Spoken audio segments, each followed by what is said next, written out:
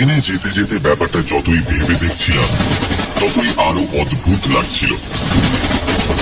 বাস্তব ঘটনা অবশ্য অনেক সময় কাল্পনিক গল্পের চেয়ে বিস্ময়কর হয় জানি, তবু যেন এই ব্যাপারটায় বিশ্বাস করতে কিছুতেই প্রবৃত্তি হচ্ছিল না। দুদিন আগেই বিমলের সঙ্গে আমার মেসের ঘরে প্রায় 1টা পর্যন্ত জেগে তুমুল তর্ক করেছি। শেষ পর্যন্ত এ বয়সের তর্কাতর্কির যা পরিণাম হয় তাও আমাদের বচসায় হয়েছে।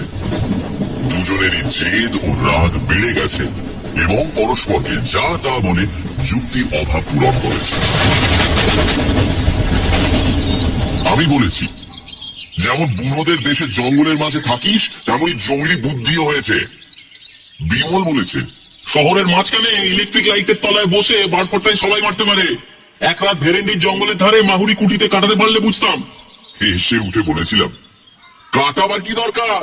তোর ভূত শহর আর ইলেকট্রিক লাইটকে এবার ডরায় কেন? বেছে বেছে যত পোড়ো বাড়ি আর জঙ্গলে না থেকে সেই তো এখানে এলেই পারে। বিমল চোটে উঠে জবাব দিয়েছে, তার দায় পড়েছে।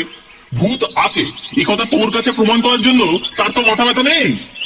বিমলকে আরো রাগিয়ে দিয়ে বলেছি, তার না হোক তোর তো আছে। তুই নিজে কোনোদিন মাহুরি না মুহুরি কুটিতে তাকে দেখেছিস? বিমল বলেছে, রাত অবশ্য কাটাইনি, তবে বাইরে থেকে যা দেখেছি তাই যথেষ্ট। আমি এই কথার উত্তরে এমন ভাবে বিদ্রুপের স্বরে বলেছি যে বিমল মর্মাহত হয়ে চুপ করে গেছে। খানিক বাদে গম্ভীর মুখে শুধু বলেছে, সাহস থাকে তো একবার সেখানে যাস। আমি ব্যঙ্গ করে বলেছি, গেলে অন্তত মাহুরি কুটির বাইরে থাকবো না। পরের দিন সকালে অবশ্য আমাদের এই তর্ক নিয়ে মন কষাকষির কোনো চিহ্ন আর ছিল না। বিমল সকালে ট্রেনেই তার কাজের জায়গায় চলে যাবে, আমি স্টেশনে তাকে তুলে দিতে গিয়েছিলাম। আগের রাতের তর্কের কথা দুজনে ভুলেও একবার উত্থাপন করিনি। কিন্তু কে জানত সে তর্কের জের অমন করে মেটবার নয়। দুদিন বাদেই আমাকে সত্যি সত্যি ভেরেন্ডির জঙ্গলের উদ্দেশ্যে রওনা হয়ে পড়তে হবে। তাই বা কে ভেবেছিল? বিমল চলে যাওয়ার পর 1টা রাত পার হতেই দুপুরবেলা হঠাৎ টেলিগ্রাম পেয়ে স্তম্ভিত হয়ে গেছি। বিমল মরণাপন্ন, এখনই আমার যাওয়া দরকার। টেলিগ্রামের মর্ম এই, যাওয়া যে দরকার সে বিষয়ে কোনো সন্দেহ নেই, কিন্তু যাওয়া সোজা নয়। ছোটনাগপুরের একটা নগণ্য স্টেশনে নেমে মাইল 10-12 গেলে ভেরেন্ডির জঙ্গল পাওয়া যায়। এই জঙ্গলের মাঝখানে একটা পুরনো তামার খনিকে নতুন করে আবিষ্কার করে আজ 2 বছর বিমল সেখানে কাজ করছে। সেই নির্বান্ধব পুরীতে যে সমস্ত কুলি মজুর নিয়ে সে দিন কাটায়, সাংঘাতিকভাবে অসুস্থ হয়ে পড়লে তারা যে কোনো সাহায্যই করতে পারবে না এটা ভালো করেই বুঝতে পারছিলাম। টেলিগ্রাম পাওয়ার পরই বিকেলে রওনা হয়ে পড়েছি। ভেরেন্ডির জঙ্গলে বিমলের নিমন্ত্রণ এভাবে রক্ষা করতে যেতে হচ্ছে ভেবে সত্যিই অদ্ভুত লাগছিল, আর বিরক্তি লাগছিল যেতে এমন দেরি হওয়ায়। যে স্টেশনে নেমে ভেরেন্ডির জঙ্গলে যেতে হয় অত্যন্ত নিকৃষ্ট ধরনের প্যাসেঞ্জার ছাড়া আর সব গাড়ির কাছেই তা অস্পৃশ্য। তাই বাধ্য হয়ে প্যাসেঞ্জারে চাপলেও তার শামুকের মতো গতি ক্রমশই অসহ্য হয়ে উঠেছিল। এতক্ষণে কি যে বিপদ সেখানে হচ্ছে কে জানে। বিমল অত্যন্ত শক্ত হাতের ছেলে, সহজে সে কাতর কিছুতেই হয় না। সেই সুদূর জঙ্গলে একলা আজ সে 2 বছর যেভাবে বাস করে আসছে তা থেকে তার কাঠামোর পরিচয় পাওয়া যায়। সুতরাং অত্যন্ত বিপদে না পড়লে সে যে আমায় তার করতো না এ বিষয়ে কোনো সন্দেহ নেই। কিন্তু এরকম গদাই লস্করি চালের গাড়িতে আমি সেখানে পৌঁছবই বা কখন, আর তাকে সাহায্যই বা করবো কি?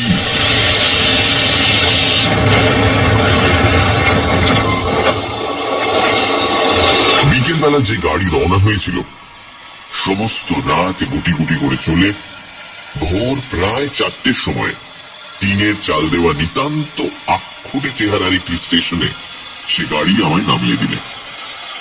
প্ল্যাটফর্ম বলতে কাঁকর ফেলা খানিকটা জায়গা, ট্রেনের সবকটা পাদানি বেয়ে সেখানে নামতে হয়। স্টেশন নয়, মনে হলো যেন জনহীন কোনো প্রান্তরে নেমেছি।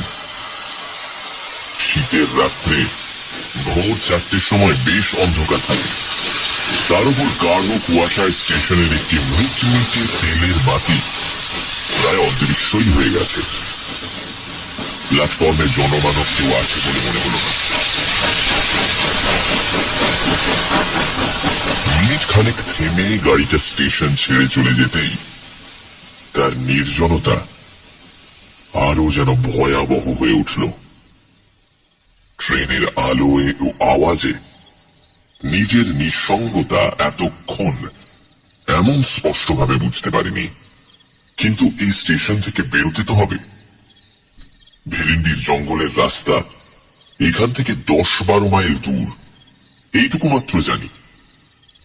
কোন দিকে যে যেতে হবে সে সম্বন্ধে কোনো ধারণাই নেই।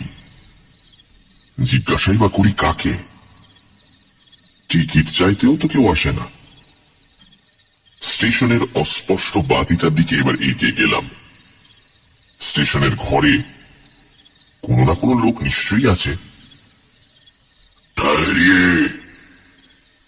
সত্যি একেবারে আঁতকে উঠে দাঁড়িয়ে পড়লাম। মানুষ নয়, যেন বাঘের গলার আওয়াজ। পেছন ফিরে কুয়াশায় ঘোলাটে একটা নীল আলো ছাড়া কিন্তু কিছুই প্রথমটা দেখতে পেলাম না। নীল আলোটা আরো একটু কাছে এগিয়ে আসার পর বিশাল একটা বস্তার মতো জিনিস অস্পষ্টভাবে দেখা গেল। জিনিসটা বস্তা নয়, মানুষের মাথা। প্রকাণ্ড কমফর্টার ও তার উপর কম্বল জড়িয়ে কত বড় হয়েছে। সেই কম্বল ও কমফর্টারের সামান্য একটু ভাগের মধ্যে এবার প্রকাণ্ড একজোড়া গোঁফ ও দুটি জলজলে চোখ দেখা গেল। শরীরের অন্যান্য অংশ অন্ধকারে অস্পষ্ট। সত্যি প্রথমটা কেমন যেন হতবুদ্ধি হয়ে গেছিলাম। সেই কম্বল জড়ানো মুখ থেকে গম্ভীর বাজখাই গলায় টিকস শুনেও যেন প্রথমে ব্যাপারটা ভালো করে বুঝতে পারিনি। আবার আওয়াজ এলো, টিকস কা। এবার ব্যস্ত সমস্ত হয়ে পকেট থেকে টিকিট বার করলাম এবং পর মুহূর্তে ভাল্লুকের মতো একটা মোটা লোমওয়ালা হাত হঠাৎ অন্ধকার থেকে যেন বেরিয়ে এসে আমার হাত থেকে সেটা কেড়ে নিলে মনে হলো। সাহস করে এবার জিজ্ঞাসা করলাম, ভেরেন্ডির জঙ্গলের রাস্তা কোন দিকে বলতে পারেন? নীল আলোটা দূরে সরে যেতে শুরু করেছিল ইতিমধ্যে। সেটা থামলো এবং কুয়াশার ভেতর থেকে শোনা গেল সবিস্ময় প্রশ্ন, ভেরেন্ডির জঙ্গল যেখানে তামার খনি আছে। নীল আলোটা আমার কাছে সরে এলো। কমফর্টার ও কম্বলের বস্তার তলা থেকে দুটি চোখ আমায় তীক্ষ্ণ সবিস্ময় দৃষ্টিতে লক্ষ্য করছে। বুঝতে পারছিলাম ব্যাপারটা কি। হঠাৎ উদার মত জানা শুনে চমকে উঠলাম এবং কিছু জিজ্ঞাসা করবার পূর্বেই বিমূঢ় হয়ে দেখলাম লোকটা চলে যাচ্ছে। পর মুহূর্তে নীল আলোটাই হঠাৎ বোধহয় নিভে গেল। অন্ধকারে অন্তত আর কিছু দেখা গেল না। কিন্তু আমার এখন প্ল্যাটফর্মে দাঁড়িয়ে থাকলে তো চলবে না। স্টেশনের সেই আলোটি লক্ষ্য করে আবার এগিয়ে গেলাম। সেই আলোর কাছেই বাইরে বেরোবার গেটটা পেয়ে তবু আশ্বস্ত হওয়া গেল পাশেই স্টেশনের একটি মাত্র ঘর। ভেতর থেকে টেলিগ্রাফের টনে টক্কা আওয়াজ আসছে। গেট দিয়ে বেরোতে বেরোতে কৌতূহল ভরে একবার জানলা দিয়ে উঁকি মেরে সত্যি বিস্মিত হলাম। একটা কুলি বা চাপরাশিরও সেখানে দেখা নেই। বাইরেও কুয়াশাচ্ছন্ন অন্ধকার, শুধু একটা অস্পষ্ট পায়ে চলা পথের ধূসর ধোঁয়াটে রেখা কোন রকমে চেনা যাচ্ছে। আপাতত আর কোনো পথ না দেখতে পেয়ে সেইটিকে অনুসরণ করাই যুক্তিসঙ্গত মনে হলো। খানিক বাদেই অন্ধকার কেটে গেলে আর ভাবনার কিছুই থাকবে না। তখন কাউকে জিজ্ঞাসা করে নিলেই চলবে। কিন্তু আকাশ পরিষ্কার হওয়া সত্ত্বেও কাউকে জিজ্ঞাসা করবার সুবিধা কিছুই হলো না। এরকম নির্জন পথ কোথাও আছে বলে জানতাম না। চারিধারে বিশাল ঘন জঙ্গল, একেবারে নিস্তব্ধ। মানুষ দূরের কথা, এই ভোরের বেলা একটা পাখির আওয়াজও সেখানে শোনা যায় না। সৌভাগ্যের কথা, জঙ্গলের মধ্যে পায়ে চলা দু একটা রেখা ছাড়া এ পথ কোথাও দুভাগ হয়ে যায়নি। ঘন্টা চারেক চলার পর পথ ক্রমশ উপরে উঠেছে বুঝতে পারলাম। জঙ্গলও সেখানে আরো নিবিড়। একটা চড়াই পার হয়ে দূরে একটা পাথরের ঢিবির ধারে ছোট একটা বস্তির মতো দেখতে পাওয়া গেল। সে বস্তির পেছনে একটা বিশাল ভাঙা পোড়ো বাড়ি পাথরের ঢিবির সঙ্গে পাল্লা দিয়ে জঙ্গলের উপর মাথা তুলেছে। কাছে গিয়ে যন্ত্রপাতি ইত্যাদির চিহ্ন পেয়ে বুঝলাম সেইটাই খনি। কিন্তু এখানেও যে জনমানব নেই। খোলার চালের ঘরগুলির অধিকাংশই সকালবেলাও বন্ধ। টালিতে ছাওয়া বাংলো প্যাটার্নের একটি বাড়ি, তার মধ্যে দেখতে পেয়ে সেইটাই বিমলের থাকবার জায়গা হবে মনে করে দরজায় গিয়ে কড়া নাড়লাম।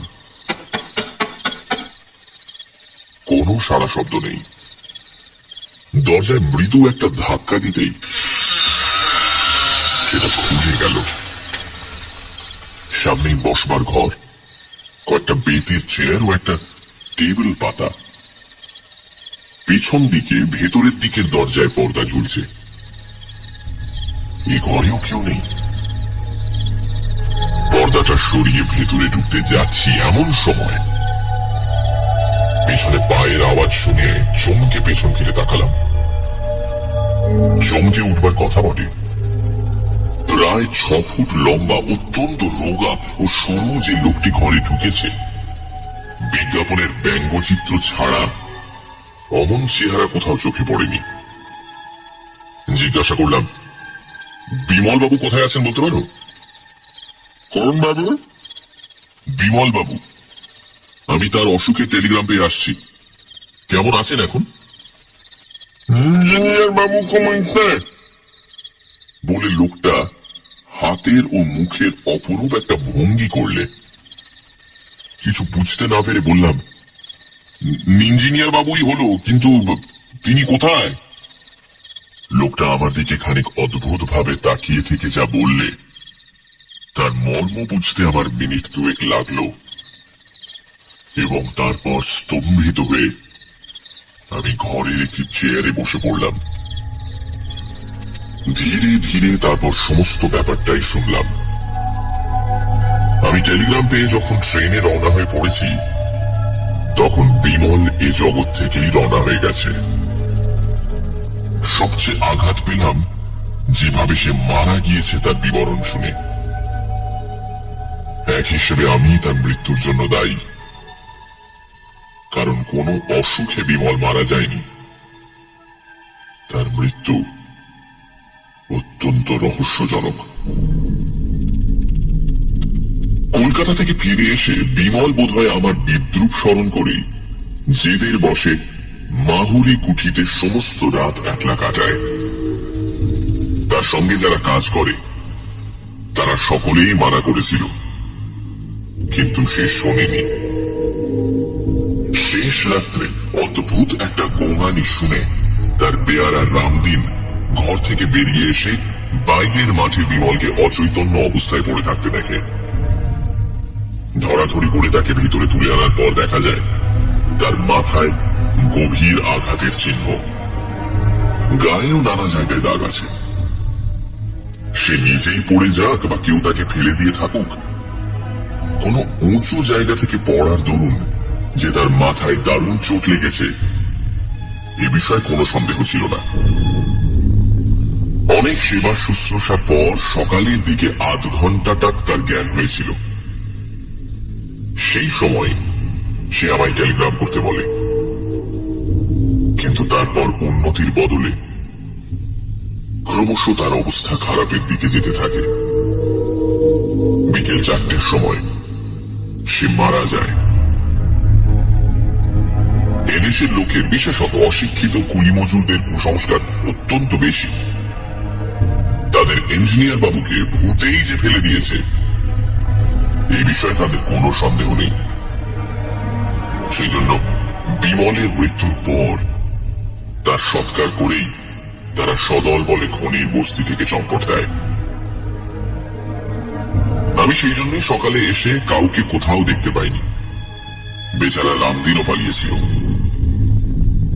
যাওয়ার সময় তবু বুদ্ধি করে সে স্টেশনে আমার ঠিকানায় আরেকটা তার করে দেয়। আগেই রওনা হওয়ার দরুন আমি সে তার পাইনি।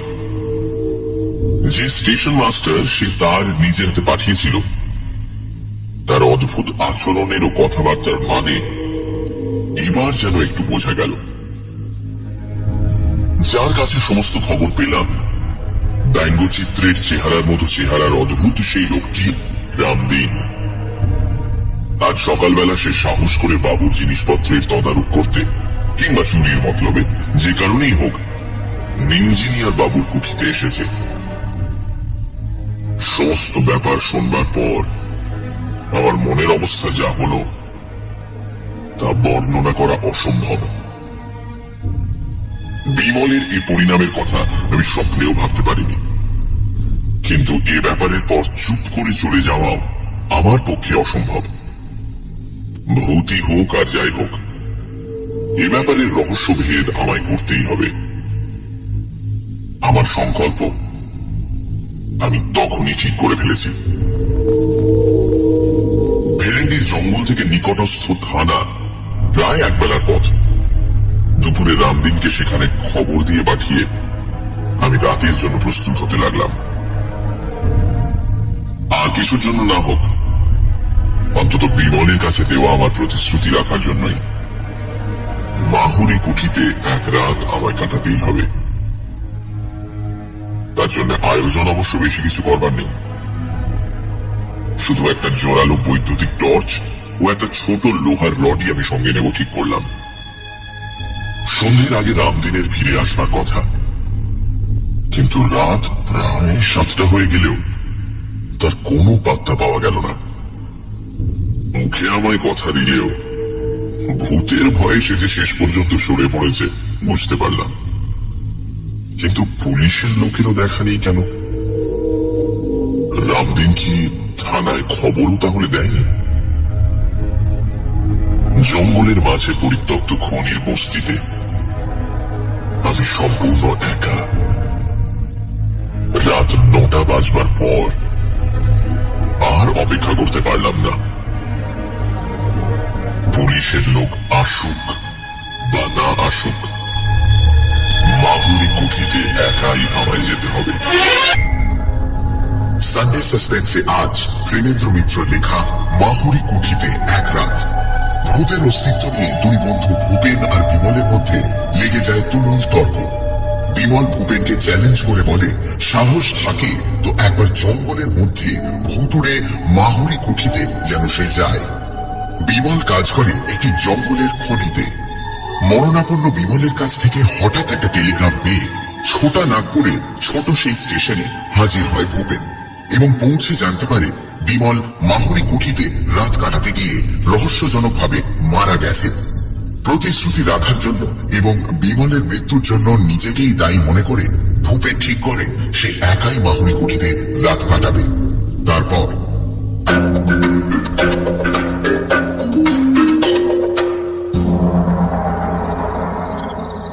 বিমলের বাংলো থেকে মাহুরি কুঠি বেশি দূর নয়। দিনের বেলা বাড়িটিকে ভালো করে লক্ষ্য করে দেখেছি। প্রকাণ্ড দোতলা দুমহলা কুঠি। কি খেয়ালে যে এখানে এত বড় বাড়ি কেউ নির্মাণ করেছিল বোঝা কঠিন। বাড়িটির অবশ্য অত্যন্ত ভগ্নদশা। বড় বড় গাছ তার দেয়াল ভেদ করে বেড়ে উঠেছে। বাইরের দিকের ঘরগুলির জানলা দরজা চিহ্ন আর নেই। এই শুকনো দেশেও ভেতরের ঘরগুলিতে শ্যাওলা ও আগাছা জন্মেছে প্রচুর। ভাঙা দেউড়ি দিয়ে বাইরের মহল পার হয়ে গেলে ভেতরের বিশাল মহলে উপর নিচে অসংখ্য গোলক ধাঁধার মতো যে সমস্ত ঘর পাওয়া যায়, দিনের বেলাতেও সেগুলি অন্ধকার। দরজা জানলা অধিকাংশেরই নেই, যেগুলির আছে সেগুলিও কবজা থেকে খুলে পড়েছে। আসবাবপত্র অনেক ঘরে এখনো অত্যন্ত জীর্ণ অবস্থায় টিকে আছে। শুধু বোধহয় ভূতের ভয়ে চোরও সেখানে প্রবেশ করেনি বলে। অমূলক ভয় আমার নেই, তবুও টর্চ হাতে বাইরের দেউড়ি দিয়ে মাহুরি কুঠিতে প্রবেশ করবার সময় নিজের অনিচ্ছা সত্ত্বেও গা যে ছমছম করে উঠেছিল তা স্বীকার করতে বাধ্য হচ্ছি। এমন গাঢ় জমাট অন্ধকারের সঙ্গে পরিচয় আমার সত্যিই কখনো হয়নি। টর্চের আলোতে যেন সবলে তাকে কেটে বেরোতে হচ্ছে। বাইরের মহলের ওপর নিচের সমস্ত ঘরগুলো ঘুরে দেখে ভেতরের মহলে ঢুকলাম। নিচের ঘরগুলোর দুর্দশা অত্যন্ত বেশি। আগাছায় মেঝে প্রায় ছেয়ে গেছে।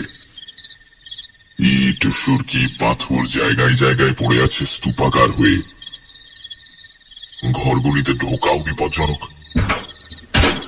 সে সমস্ত ঘর ছেড়ে এবার ভগ্নপ্রায় সিঁড়ি দিয়ে দোতলায় উঠলাম। দোতলার ঘরগুলি এখনো অনেকটা ভালো অবস্থায় আছে। একটার পর একটা ঘর টর্চের আলোয় ভালো করে পরীক্ষা করে যেতে যেতে কিন্তু অস্বাভাবিক কোনো কিছুই দেখতে পাচ্ছিলাম না।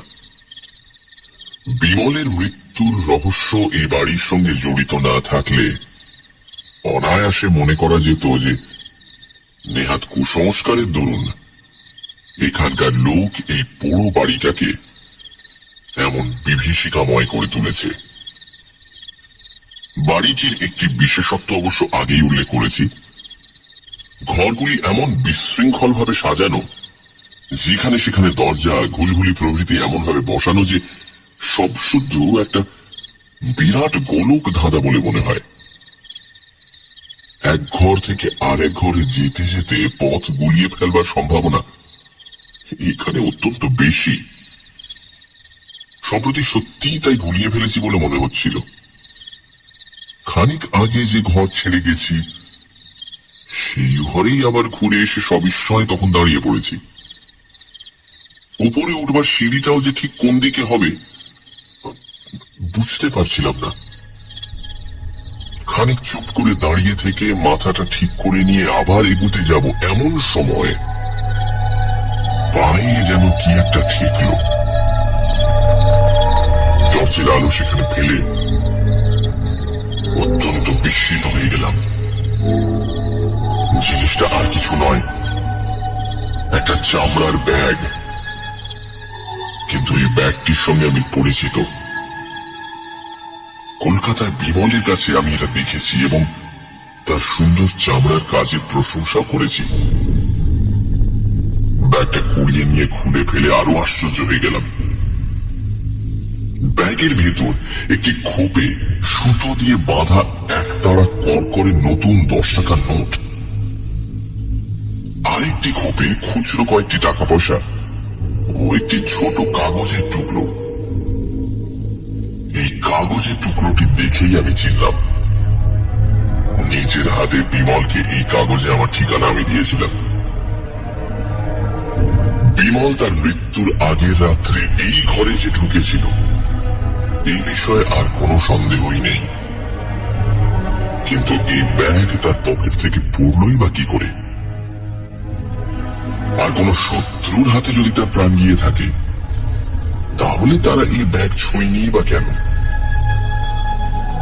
টর্চের আলোয় ঘরটা এবার আমি খুব ভালো করে তন্ন তন্ন করে দেখলাম। ঘরটি আকারে বেশ বড়, অন্যান্য ঘরের চেয়ে আসবাবপত্র একটু বেশি। দুটি ভাঙা তক্তপোষ, একটা পা ভাঙা টেবিল, দেয়ালে লাগানো একটা কাঠের উইয়ে খাওয়া বড় আলমারি ছাড়া খুচরো আরো অনেক জিনিস ঘরময় ছড়ানো। কিন্তু বিমলের আর কোনো চিহ্ন সেখানে পেলাম না। এমনকি কাল যে সেইখানে ছিল তারও কোনো পরিচয় নেই। তবু এই ঘরেই রাতটা কাটাবার সংকল্প আমি তখন করে ফেলেছি। রাত কাটাবার ব্যবস্থা আমার করাই ছিল। পকেট থেকে মোমবাতি বার করে ভাঙা একটা তক্তপোষের উপর রেখে জেলে ফেললাম। টর্চের আলো তো সারা রাত জ্বালা যায় না। বাতিটা জেলে তক্তপোষের উপর বসতে গিয়ে কিন্তু উঠে পড়তে হলো। পাশের ঘরে হঠাৎ হুড়মুড় করে কি একটা ভারী জিনিস পড়ে যাওয়ার শব্দ। এতক্ষণ এই বড় বাড়িতে এ ধরনের কোনো শব্দ কিন্তু শুনিনি। টর্চটা তুলে নিয়ে পাশের ঘরে গিয়ে কিন্তু প্রথমটা একেবারে বিমূঢ় হয়ে গেলাম। হুড়মুড় করে পড়বার মতো কোনো জিনিস সেখানে নেই, অথচ আমি স্পষ্ট সে শব্দ শুনেছি। হতভম্ব হয়ে খানিক দাঁড়িয়ে থেকে আবার আগের ঘরে ফিরলাম। বাতিটা কেমন করে ইতিমধ্যে নিভে গেছে কে জানে। দেশলাই বার করে আবার সেটা জ্বালতে গিয়ে আর জ্বালা হলো না। বাইরের বারান্দায় চটি পায়ে দিয়ে ফট ফট করে চলার স্পষ্ট শব্দ। ঝড়ের মতো এবার ঘর থেকে বেরিয়ে পড়লাম। টর্চ ফেলবার আগে কিন্তু শব্দটা গেছে থেমে। টর্চ ফেলে অবাক হয়ে দেখলাম সত্যি দুটো মানধাতার আমলের শুকনো চিমড়ে ছেঁড়া বিহারি চটি সেখানে পড়ে রয়েছে। না, ভয় তখনও আমি পাইনি, বরং কোনো দুষ্টু লোকের কারসাজি যে এর ভেতর আছে সেই সন্দেহই আমার তখন দৃঢ় হয়েছে। সে কারসাজির সমুচিত শাস্তি দিতে হবে। চটি দুটো হাতে করে তুলে নিয়ে আবার ঘরে ফিরলাম এবং বাতি জেলে গ্যাট হয়ে ভাঙা তক্তপোষের উপর বসলাম ঘটনার পরিণতি দেখবার জন্য। ভুতুড়ে চটি যদি হয় তো আমার চোখের সামনে চলুক দেখি। মিনিট 10 কোনো কিছুই হলো না। ভুতুড়ে চটির ক্ষমতার বহর দেখে নিজের মনেই হাসছি। এমন সময় সত্যি সমস্ত গায়ে কাঁটা দিয়ে উঠল। চুপি চুপি আমার পেছনে কে যেন স্পষ্ট আমার নাম ধরে ডাকলে একবার। মোমের বাতিতে ঘরে তেমন আলো না হলেও সব পরিষ্কার দেখা যাচ্ছে। পেছনে কেউ কোথাও নেই। তবে এই শব্দ এলো কোথা থেকে? আমার মনের ভুল? কিন্তু মনের এরকম ভুল হওয়াও তো ভালো লক্ষণ নয়। ভয় পেয়ে যাদের মাথা খারাপ হয়ে যায় তারাই চোখে নানা রকম ভুল দেখে, কানে নানা রকম আওয়াজ শোনে বলেই তো জানি। না, আরো সতর্ক এবং সজাগ হয়ে থাকতে হবে এবার। নিজের মনের ভুলে ভয় পাওয়ার মতো লজ্জাকর ব্যাপার আর কিছু হতে পারে না। হাতের ঘড়িটার দিকে চেয়ে দেখলাম রাত প্রায় 12:30। এতক্ষণ শুধু ঘরগুলো ঘোরাফেরা করতেই কেটে গেছে, বুঝতে পারিনি শীতকালের ভোর হতে এখনো প্রায় 6 ঘন্টা বাকি। এই 6 ঘন্টায় শুধু ঘুমে চোখ না জড়িয়ে আসে এইটুকু দেখতে হবে। বসে থাকলে পাছে ঘুম আসে বলে এবার ঘরেই পায়চারি করবার জন্য উঠে দাঁড়ালাম। কিন্তু কি আশ্চর্য, আমার প্রত্যেক পা ফেলার শব্দের সঙ্গে সঙ্গে বাইরে যেন আর একটা শব্দ শোনা যাচ্ছে। সে যদি কারো পায়ের শব্দ হয় তাহলে তার চেহারাখানা যে কি রকম তা কল্পনা করাও কঠিন। বারান্দায় একটা হাতি হাঁটলেও বোধ হয় অমন শব্দ হতো না। পায়চারি করতে করতে ইচ্ছে করে একবার থমকে দাঁড়ালাম। বাইরের শব্দ গেল থেমে। আবার চলতে শুরু করার সঙ্গে সঙ্গেই সে শব্দ শোনা গেল। এবার বাইরে ব্যাপারটা দেখতে যেতেই হলো। টর্চ নিয়ে সমস্ত পথটা কিন্তু তন্ন তন্ন করে বৃথায় খুঁজে দেখলাম। ফিরে এসে দেখি আবার আলো গেছে নিভে। না, ব্যাপারটা ক্রমশই বিরক্তিকর হয়ে দাঁড়াচ্ছে। দেশলাইটা বার করেছি এমন সময় আলো জেলে না হবে। মিথ্যে কথা বলে লাভ নেই। সমস্ত শিরদাঁড়া বেয়ে একটা যেন বরফ গলানো জলের স্রোত নেমে গিয়ে সমস্ত শরীর অবশ করে দিল। এই যে স্পষ্ট বিমলের গলা। খানিক্ষণ শুকনো গলা দিয়ে কোনো আওয়াজ বেরোল না। তারপর জড়িত স্বরে কোন রকমে বললাম, কে তুমি? আমি বিমল। দোহাই তোমার, আলো জ্বেলো না। কেন? তাহলে আমার আর এখানে থাকা হবে না। তোমাকে দুটো কথা বলে যেতে চাই, তাও বলে যেতে পারবো না। তুমি ভয় পেয়েছো ভূপেন? ধরা গলায় ঢোক গিলে বললাম, না। তাহলে টর্চ না জেলে এগিয়ে এসে এই তক্তপোষটায় বসো। আমি হাতড়ে হাতড়ে তক্তপোষটায় এসে বসলাম। অন্ধকারে আবার শোনা গেল, তুমি আসাতে কি খুশি যে হয়েছি বলতে পারি না। কথাটা শুনে নিজে যথেষ্ট খুশি না হলেও বললাম, তাই নাকি? হ্যাঁ, তুমি না এলে আমার এখানে কতকাল বন্দী হয়ে থাকতে হতো কে জানে। কেন? দুটো দরকারি কথা না বলে আমি পৃথিবী ছেড়ে যেতে পারছিলাম না। পৃথিবী ছেড়ে কোথায়? খানিকক্ষণ কোনো উত্তর পাওয়া গেল না। আবার জিজ্ঞাসা করলাম, কোথায় বললে না? সে কথা জানতে চেও না, তোমাদের জানবার অধিকার নেই। ও, কিন্তু তুমি কি বরাবর এখানে আছো? বরাবর। যতক্ষণ তুমি এসেছো তোমার পাশে পাশে ঘুরে বেরিয়েছি। এখন একটু তোমার পাশে বসবো। তাড়াতাড়ি বললাম, না না, কি দরকার। কিন্তু ওসব শব্দ টব্দ কি তুমি করছে? আমি? না না, আমি নয়, ওরা সব করেছে। সব ভয়ে সব বিস্ময়ে বললাম, ওরা? হ্যাঁ, ওরাও আছে। ওরা ওরকম করতে ভালোবাসে। আমার কিন্তু ভালো লাগে না। তবে থামলে কেন? তবে অনেকদিন পৃথিবীতে থাকতে হলে বিরক্তি আসে, তখন ওইসব বদখেয়াল হয়। তো ওরা কি অনেকদিন আছে? অনেকদিন। যোধমান তো মানসিকের সঙ্গে মনসবদার হয়ে এসেছিল, আর দেবদত্ত অশোকের সময়ের। এতদিন ওরা কেন এখানে আছে? কি করবে? মায়ার বন্ধন। যোধমাল এখানকার এক রাজকোষ লুট করবার সময় দামি একটা মতির মালা পেয়ে এক জায়গায় লুকিয়ে রেখেছিল।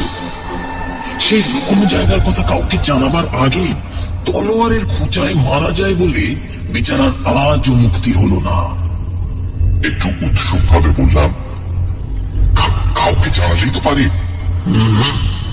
যাকে তাকে জানালে তো হবে না। ওর বংশধর, আত্মীয় স্বজন, অন্তত দেশের লোক না হলে জানাবার উপায় নেই। অর্থাৎ মারোয়ারি চাই?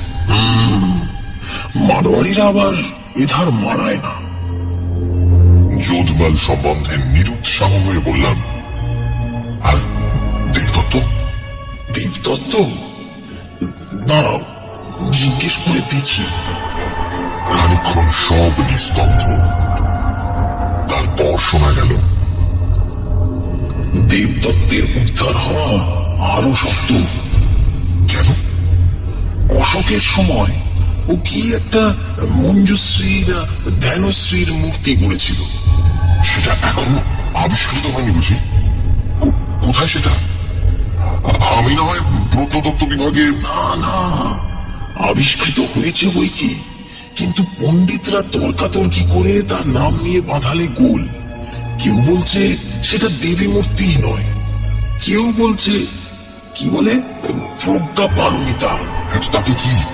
চুপ চুপ, দেবদত্ত একেবারে খেপে উঠবে এখনই। তাতেই তো সব। নাম ঠিক হওয়া না দেখে ও কিছুতেই যেতে পারছে না এখান থেকে। আমি না এলে তুমিও যেতে পারতে না? বোধ হয় না। ওইসব বদ খেয়াল। তাও হয়তো হতো। এখনই তো মাঝে মাঝে কিরকম নিষ্ফিস করে। কি নিষ্পিস করে? হাত। একটু হাসির শব্দ শোনা গেল। হাত তাকে বলে না, তবে গলার স্বরে অত্যন্ত অস্বস্তি বোধ করে বললাম, যাকে ভাই, তোমার কি কথা ছিল না যা বললেই তোমার ছুটি? ছুটি, একেবারে ছুটি। একটু ভয়ে ভয়ে জিজ্ঞাসা করলাম, বলা হলেই তুমি চলে যাবে? তৎক্ষণাৎ। কিন্তু তুমি চলে গেলে এই যোধমাল আর দেবদত্ত। না না, তোমার কোনো অনিষ্ট ওরা করবে না, আমার বারণ আছে। তবে বলো এবার। এই বলছি, ও আবার কি?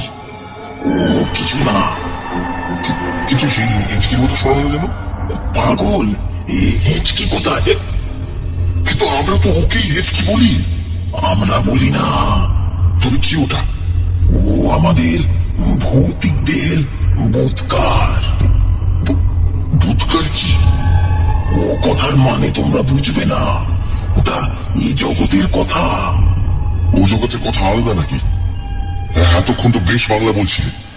অনেক কষ্টে অনুবাদ করে বলতে হচ্ছিল, কিন্তু ভূতকারের অনুবাদ হয় না। না ভাই, এটা হিচকি। ভূতকার। আমি তাহলে আলোটা জানছি। দোহাই তোমার, এখনো আমার কথা বলা হয়নি। কথা তুমি পরে বলো খন, এখন একটু জলের চেষ্টা করি। আমাদের জল লাগে না, আলো জ্বাললেই আমায় চলে যেতে হবে। তা না হয় খানিক চলে গিয়ে তোমার ভূতকারটা থামিয়ে এসো। বলে সত্যি দেশলাই বের করে মোমবাতিটা জেলে ফেললাম। কিন্তু এ কি? ঘরে যে কেউ নেই। এ কি ব্যাপার? বিমল, তুমি আসো এখানে। বিমলের কোনো উত্তরের বদলে শোনা গেল কয়েক সেকেন্ড মাত্র বিমূঢ় হয়ে দাঁড়িয়ে থাকবার পর আমার মনে আর কোনো সংশয় রইল না। এগিয়ে কড়া দুটো ধরে সজোরে কাঠের আলমারির পাল্লা দুটো আমি খুলে ফেললাম। কি বিমল, তুমি সশরীরে? বিমলের গলা থেকে বেরোলো, ব্যাপারটা এতক্ষণে বোধহয় অনেকখানি বোঝা গেছে।